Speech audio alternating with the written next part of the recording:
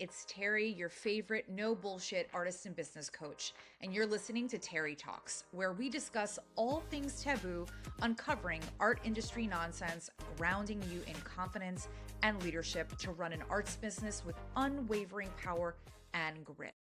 Hello, and welcome to a new Terry Talks episode. I have a really special guest. Today's conversation is really for the artist who's already building that momentum, showing up, making strong work, but is wondering how to get a deeper connection that translates into opportunities, but not just any opportunities that are aligned with your future goals, your vision, and obviously working backwards from that goal. I'm joined by Etta Harshaw, who is the founder of Harsh Collective, New York City, a gallery that she launched in 2022 after growing up inside the New York's art world. Etta comes from a multi-generational family of artists and designers. She studied art history, went back for some business classes, and has carved out a thoughtful, strategic lane in the gallery and fair space. We're diving into what's actually moving the needle for artists right now. Art fairs versus traditional galleries, how she made her decisions on participating in the affordable art show, and how artists truly get noticed, what matters on social media, how to build those genuine, real relationships without chasing the elitism or being intimidated by it. If you've been wondering how galleries are actually making decisions behind the scene, this episode is absolutely for you. Etta, hello. Thank you for sitting on the Terry Talks couch. Everyone listening is super honored to have you come and spill the tea on your journey in the art industry and how you think and your perspective. Let's just start by sharing a little bit about you, Harsh Collective, and then we'll dive further into like what you have been getting into with emerging artists and all of that stuff. Sounds great. First of all, super excited to be here. Thank you so much for having me. But to start out, I'm Etta Harshaw, the founder of Harsh Collective, and we're a nomadic gallery based in New York City, and we represent emerging and underrepresented artists. And so we kind of have two functions. We do pop-up exhibitions or pop-up spaces where we'll throw a few exhibitions, and then art fairs, as well as some online stuff and some events. But that's the bulk of it. It really all starts, the story of Harsh Collective begins with my grandparents who... I love that story when you explained it to me. So I think this is an important part. A lot of people don't necessarily come from such a robust art background. They may have had an interest in it for a very long time, and then maybe they opened a gallery or started doing the pop-up or virtual galleries post-pandemic. So tell us a little bit about that. Yeah. So both of my grandparents on my mom's side were artists. My grandfather's still alive and he still works every day. He's 93. I think he's transitioned away from painting a little bit recently because it's, a little more physical than drawing. What is he working on, or what is he doing now? Like, what's his interest?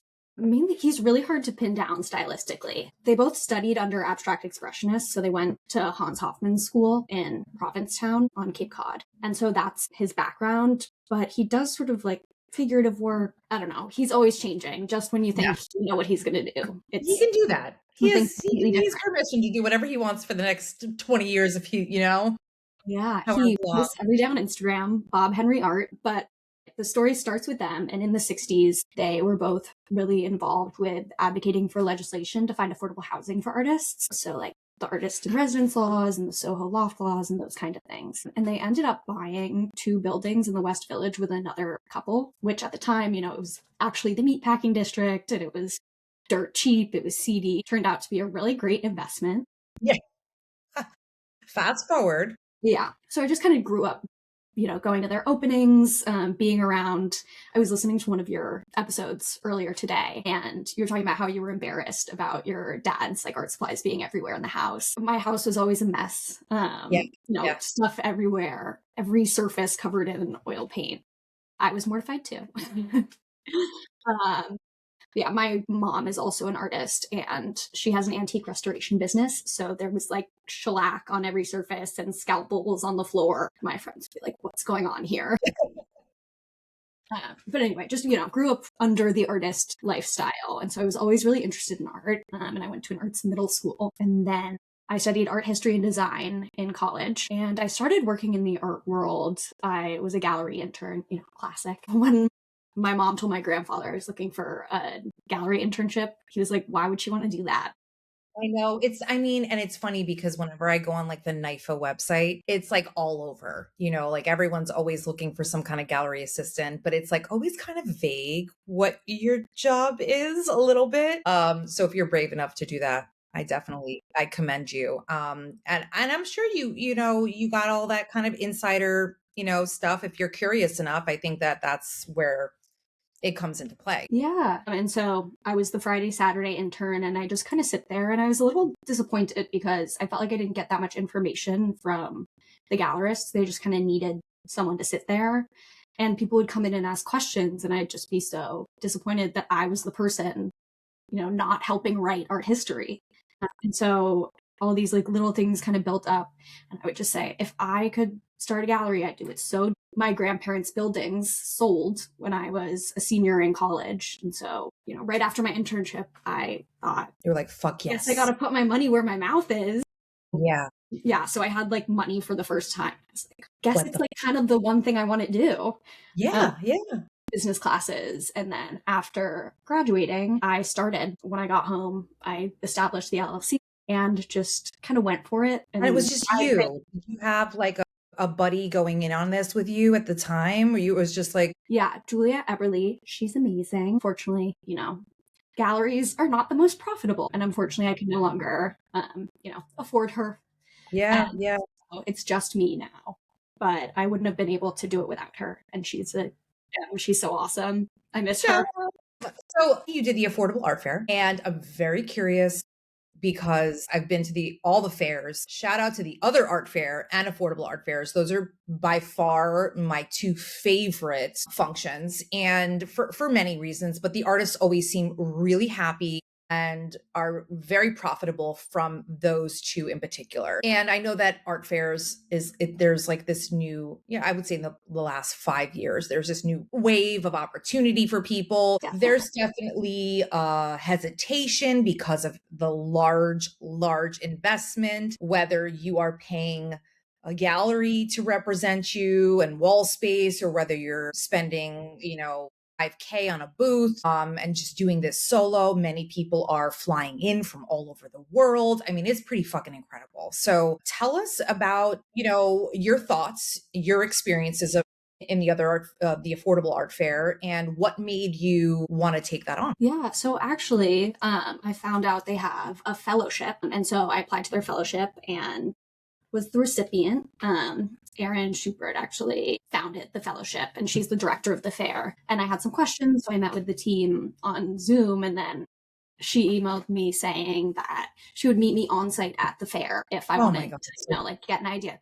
Which, as a gallerist with a small team, that's insane to be able to. Great. That's great. That even makes my a little bit. Who, hasn't even talk with somebody who hasn't even applied to the program yet. And they have like major production. Yeah.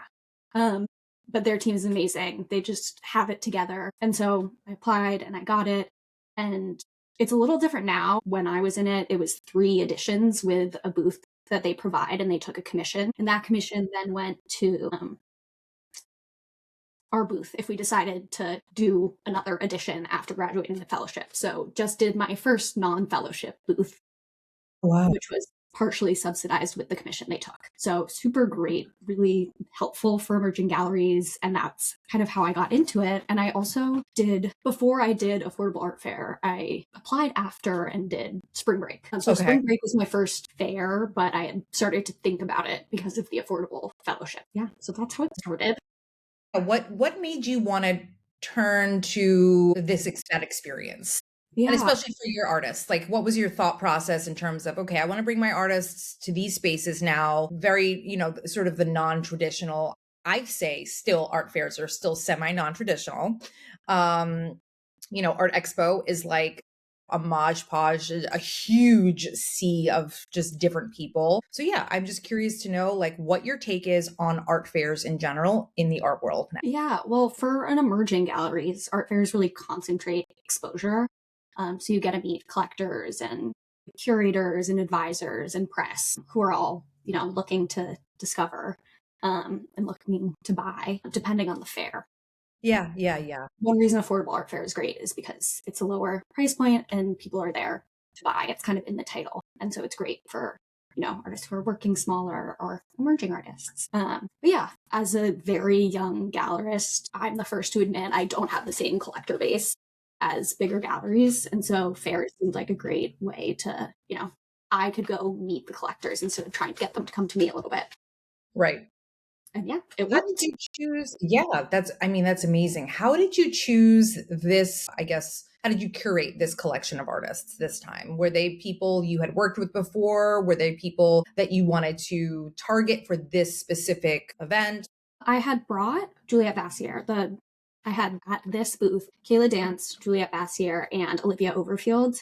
And I had worked with Olivia and Juliette before. Juliette I had brought to Affordable 1 year prior, and her work did really well, and she's amazing. And so I brought her back. And then Olivia Overfield I had brought to the Brooklyn Fine Art Print Fair the year before and decided to bring her in again. And then Kayla Dance, I added her because I wanted I had these three artists that I thought kind of play with their mediums in a really interesting way. So Kayla prints her photographs on a cotton fabric and then cuts them into strips and weaves them back together. And then Olivia just uses crazy printing techniques. She's working on ceramics, yeah, which is really interesting and just really eye-catching. And then Juliette Bassier has this really interesting kind of play with her very technically precise work. She has a fluffy rococo as well as like a trompe l'oeil element, and will sometimes put things on the surface of her work, and just kind of plays with what surface is meant to be in painting, which is a long conversation. Yeah, yeah, for sure. What would you say to someone who is trying to, and I know this is like a little bit off topic from art fairs, but in general, you're not someone who's I've seen you open calls, right? Just like huge, massive open calls, or what's, I guess, what is your method of finding emerging artists and choosing, when to highlight them and I guess when not, like what makes someone stand out versus, the sea of other artists to you in particular. Yeah. There are a lot of different ways. I mean, I go to a lot of open studios at MFA and BFA programs. Oh, And so okay. just around New York City, I'm looking at student artists to really find emerging artists. And so I'll be walking around taking cards and giving my card out. I take a lot of suggestions from my artists. If you've worked with an artist and they're easy to work with and you like Yeah. their work, likely they'll have friends with a similar work ethic and work you'll also like. And then Instagram a lot of the time. Yeah. You just do outreach. Yeah, it's a great way for artists who don't like have the most eyes to put their work out there. Yeah. You can show people your work from your studio. Anyone could find it. So it's a great way for people to just start sharing their work. Yeah. And I think that there's a lot of hesitation still in the art world for saying, can you come to my studio? Which to me is like, I'm like, just fucking ask. Like, it just can't, you know what I mean? Like, it can't hurt if you're like presenting something and you're giving them a reason to show up. I mean, I did a studio visit last week with now turned friends who I met in the art world through another client, and she's fucking phenomenal. But when I went into her studio, she was like, could you just come by? I mean, it was nothing for me to go. It just was nothing. Do you know what I mean? And it doesn't have to be a big production. There doesn't have to be even a motive at the time for going and visiting. And I just think that that kind of entry point is so important to bridging the gap between curator, gallerist, collector, and artist. I mean, there's still a gap, but I think that the artist community, like that's kind of, that's a them problem to some extent, and so yeah, I mean, do people ask you to just like come visit? I love studio visits. Yes. Look, it made me want to go back and make art. Like I went home and I was like reinvigorated. I was like, fuck yes. Ugh, they're so fun. I mean, a lot of artists don't like them. And I don't know, sometimes it's just awkward. It's kind of nerve wracking. Yeah, personal space.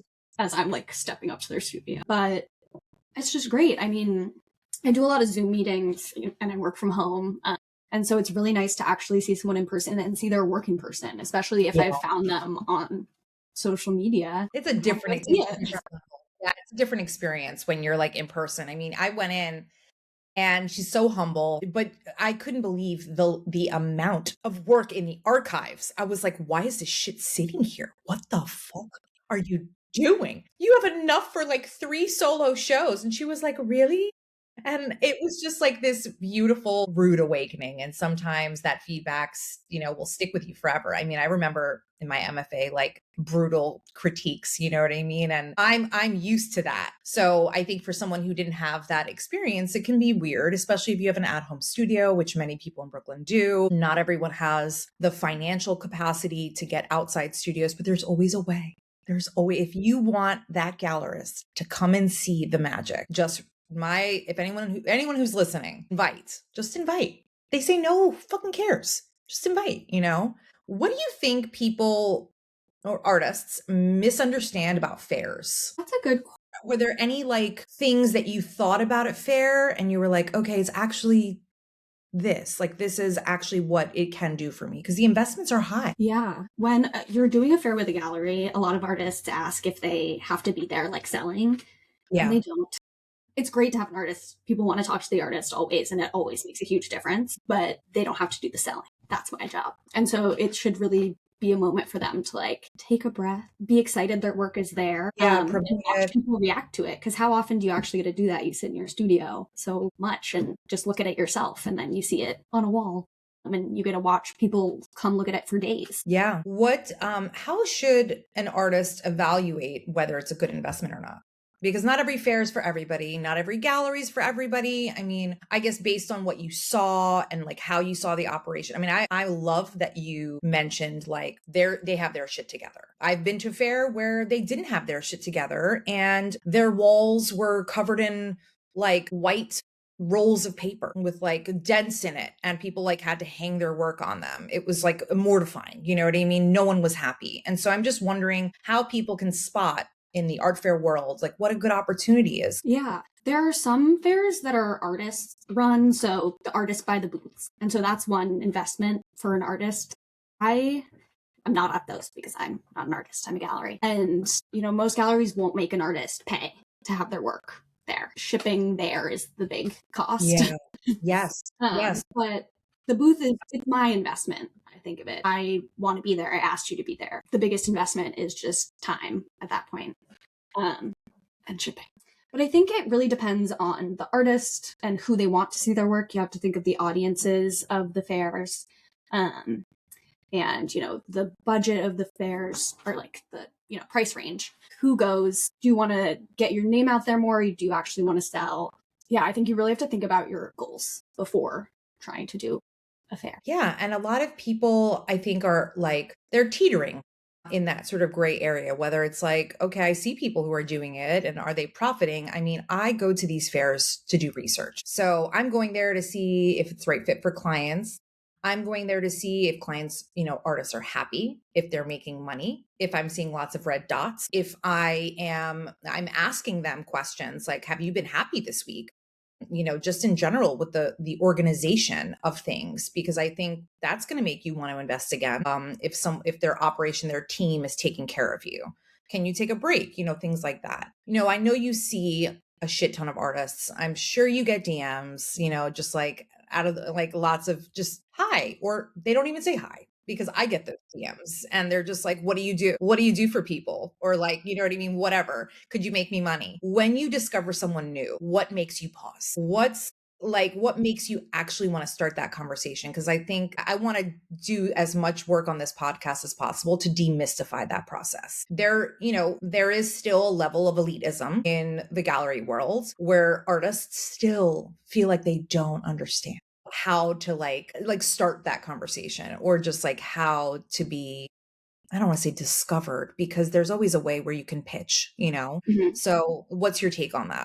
It depends where you are. So online, if you're sending a cold email or DMing on Instagram, in one of my business classes, we had a lesson called the art of the cold email. And so you basically want to hook a statement that says something about the gallery or the whoever, showing that you have an investment in them already, your ask or your offer, and then how to make a plan. And so don't just say, here's my work. Will you look at it? What am I supposed to do with that? What are you supposed to look at? I Yeah. mean, there's so much more depth and there's so many more layers, especially if you're going to put your name, reputation behind that artist where you're doing, 90% of the work to, get them out there and have an opportunity for them to actually latch onto.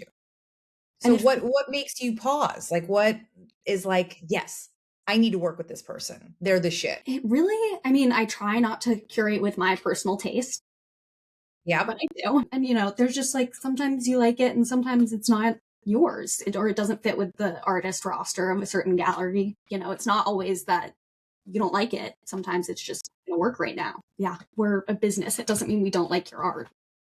Yeah.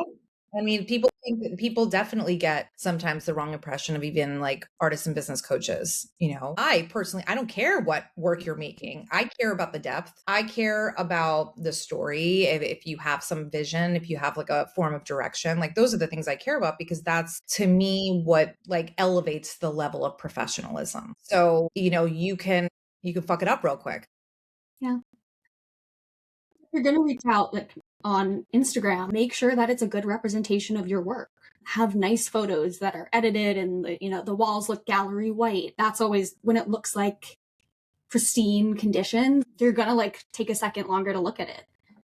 Should have high exposure and should be color corrected. Have your location in your bio, have your website in your bio, your Instagram bio. And then your website should be really put together too. You should have a portfolio of work that's like dated and has all the specs and everything. You should have a first person artist statement and an up-to-date CV. And your artist statement should really let people know what your work might look like without them having to look at it.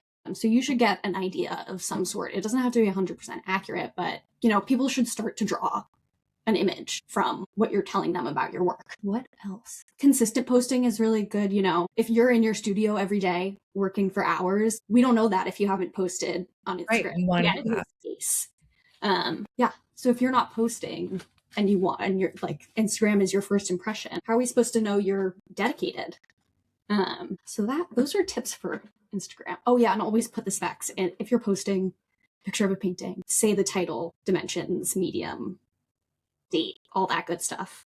Yeah, just as much information as possible. I mean, I'm kind of a fake it to make it person clearly because I'm 25 and here. Yeah, no, absolutely. Look at artists you admire and, use it as a template. There's nothing wrong with, taking business advice, basically. Just looking at people who are doing it right and making a template. I love that. So you and I both experienced the elitism that can exist in the art world. As a younger founder, building something new, how are you intentionally creating a more inclusive space? Are you, I'm assuming you have a beautiful roster of artists. You have the litter of the pick, you know what I mean? And I could see that being both overwhelming and also wanting to be very intentional about who you're picking. Because at the end of the day, you've got your name on this and you're starting this whole journey on your own. So what are you thinking about, like, I guess your place in the art world and where you see Harsh Collective living there? Yeah. I'm a really friendly person. Like I'm always happy to talk to people. You are. But there are definitely instances where I'm not super happy with the person who's pitching to me at my opening. You can really tell when somebody is there for themselves. Yeah. At Affordable Art Fair, someone came up and was like, didn't say anything, just was like, are you accepting new artists? And I was like, crazy question. It's and I was like going to say how we have an open submission section of our website and I check every submission. So if you want, you can look there and I will be in touch if an opportunity arises. I do, follow up with people who submit. This guy, then we said goodbye and he started talking to my friend randomly and he was like, what booth is your favorite? And she said, this one, talking about ours. And he was like, really? Why'd you flag? I mean, also it's just like, yeah. Are you looking for a girlfriend? Do you want to date? Do you want to date right now? Do you want to get married? And you're not even courting me. So, I think that obviously it needs to sort of flourish organically. Yeah. But I really appreciate the going to MFA and BFA openings and just utilizing that as a stepping stone to you finding that's Yeah. to me And that's like neighborhood open studios as well, or building open studios. yeah, and that's like to me that's like okay, you're actually like, walking the talk. Like you're looking for those rooted emerging artists because they don't always have to be like in their 40s and 50s to be emerging. Like Yeah. they can be prodigies at like 18. Yeah. Totally. And I do like working with really young artists. Being a young gallerist, I just know we'll grow together, which is a really nice thought. And I feel really, I don't know, maybe some gallerists feel better than, I can't imagine that. But I feel so equal to, it's a group project. Every exhibition is a collaboration. We're working on this together. And so I like feeling really like a kinship with my artists and getting to know them super well, because the better you know them, the better you know their work, which is why in-person studio visits are so great. Actually getting to see the work and, ask questions as you're looking at it rather than just like, oh, so how did you become an artist? Yeah. Yeah, those Zoom intro calls get a little stiff, but studio visits, you can really like see how they talk about their work and if they're excited. So be passionate about your work, be ready to talk about it. And I think showing up as an artist is one of the biggest things. Go to openings. You don't even have to talk to anyone. It's great to talk to people, but you don't have to. Yeah. If the gallerist is on the floor for openings, which is most galleries, they're going to notice if you come to their openings. They're going to know you look familiar. And then the day finally that they have time to talk to you, they're going to know that you want to support them too. Whenever you're talking to someone, don't go in it to get discovered or anything. Go to show up for the artists and for the art world in general. You're there to keep it alive, and because that's how you would want people to show up for you if you have an exhibition. That's really huge. And so the best in-person introductions, which are so hard, is when someone's like, I went to this show and I kept coming back. I really like your work. I'd love to hear what you think about this. Or, just showing that people don't always see that galleries really have personalities and they have their own style and they have their own heartbeat. And so if you're just going in and pitching to every gallery, it's not going to work. I mean, it's you also have to know where you're going and why you're going there. Yeah. And also like time and place, you know what I mean? When you're hosting, like you're hosting. And I think that sometimes there's like this like read the room situation where you're going in with like a too strong of a motive. And it's, I will almost always find the gallerist or curator or artist and say hello. And that's kind of just it, and maybe I want to see like how they've done or, if they're feeling like there's a good interest in the room and just like kind of just like asking general questions that are like, I'm just curious about, you know what I mean? So my last question for you is a heavy hitter. If an artist is listening today, feeling stuck between emerging and established, what would you tell them to focus on in the next 6 months? The juicy one. I would say, okay, I have a bunch of things. Yeah. Just tell them what's on your brain. Show up, go to openings, go to events, go to panels, whatever you hear about, go to it. Try and talk to people, because the more people you talk to, the more events you're going to find out about, and the more you're going to understand about the art world. That's one. Look at my notes here. Get feedback on your work. Ask other artists. Ask anyone. Such a missed opportunity. Yeah. Even if they're like, this sucks, or like you totally don't like agree with their advice, that's still valuable. You can understand where your message or what they're looking at, where it went wrong, and how you can fix that. And it's probably not what they're telling you to do, but it's something. Also, it gets the wheels turning. Like, if you hate what they just said, maybe you're like, shit, I'm going to do the opposite. Yeah. You just lit my fire under my ass. You know what I mean? And I don't see it as a form of rejection, but I think that the artists that I work with have such a level of grit that they're eager for that feedback. And to me, that's a sign of like a true artist in business. I'm like, oh shit, you have the grit to live through that feedback, not knowing what like being prepared for that feedback always. But you're just like open, you have an open mind for that. You're available for that. So that's a huge thing. Also, I was an art educator for 13 years. So I'm just like, you can't bypass feedback. And most of these artists are living in solitude. Like they're just in their studios. And like, whether you think you're the shit or not, no one's exempt from that type of feedback, especially from a curator or gallerist. Yeah. And I always say, it's your work. You don't have to listen to me, but if you want my thoughts, I can give them. Yeah, or even asking people which they like better and why.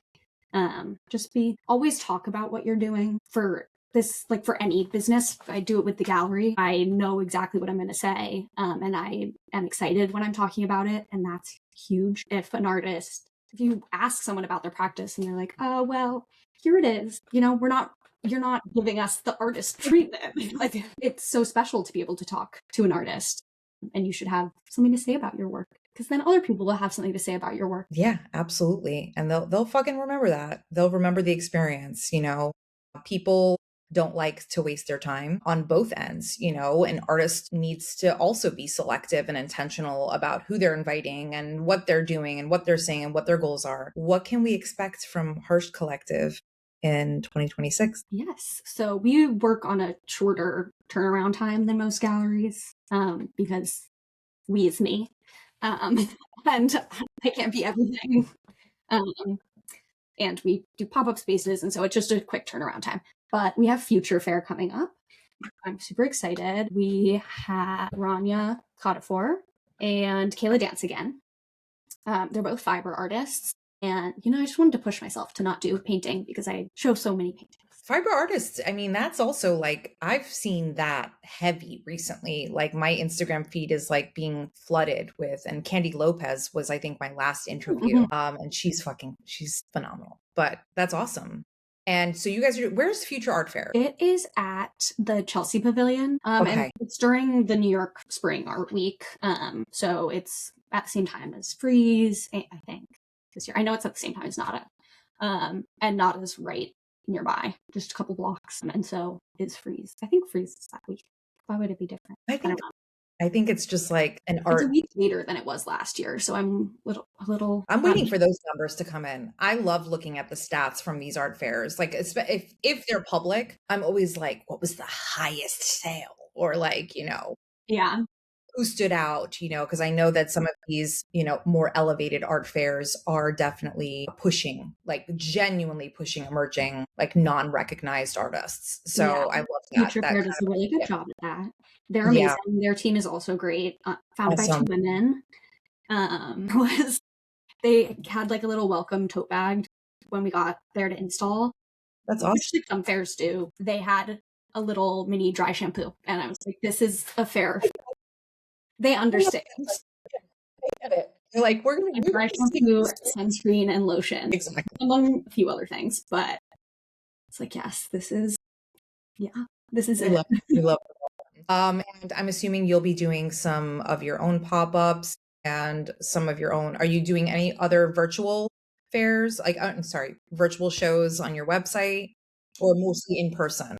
Have a little like online series I'm working on that hopefully will come to fruition, and might be a regular occurrence, but haven't fleshed it out fully, and haven't planned it. We will have a pop-up in June, the whole month of June. We will be, I don't even know the address right now. Gallery, or just like an event space that you're gallery space. Okay, cool. It is 279 Broome Street. So if anyone went to our other location on the Lower East Side from almost 2 years ago, it's right down the street. That'll be a group show? Working on it. We had something go wrong, because something always does. But yeah, and of course, so much is going on. I'm sure.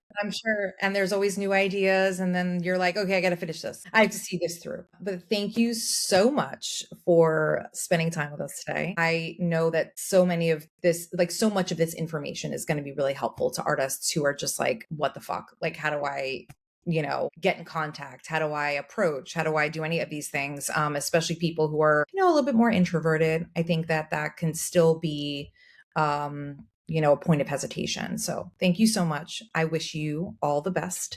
And I'll see you on the gram. Thank you. Likewise. See you soon. Thanks for listening to another unfiltered episode of Terry Talks. I've also got some free resources on my website that'll help make your life a lot easier as an artist in business. You can also check out my services or apply to work together. Before you go, don't forget to hit the subscribe button and sign up for my newsletter for more art industry information. See you on the gram.